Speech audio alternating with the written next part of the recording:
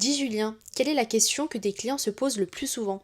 Salut Nour, alors la grande question c'est à quel moment créer une SPFPL? Est-ce qu'il faut la faire juste après la création de la selle? Est-ce qu'il faut que j'attende 1 an, 2 ans, 10 ans? Et pour quelle raison à chaque fois? Il n'y a pas de réponse parfaite, mais ça dépend des cas. En réalité, un praticien qui passe en selle a souvent un intérêt directement après à créer sa SPFPL. Que sa SPFPL va être constituée par une cession des parts ou des actions de la cellarle ou de la sellasse à la SPFPL moyennant un coût qui est très bas. On appelle du coup le capital social, c'est la valeur initiale de la société selle. Si on attend plusieurs années, eh bien on doit soit faire un apport des parts de la selle à la SPFPL, soit faire une cession moyennant une valorisation réelle des parts de la selle. Ma selle se valorise d'année en année. Plus j'ai un chiffre d'affaires important, plus j'ai de trésorerie qui s'accumule, eh bien plus ma selle va être valorisée. Et donc je vais devoir faire un apport ou une cession sur une base de valorisation plus importante. Un apport implique du coup un régime du report d'imposition qui peut tomber sur ma tête si un jour je décide par exemple de partir vivre à l'étranger avec l'exit tax. Et une cession implique que ma SPFPL va s'endetter auprès d'une banque, alors que votre selle est déjà souvent endettée, suite à la cession de votre fonds libéral par exemple, eh bien j'ai un double endettement. Donc souvent,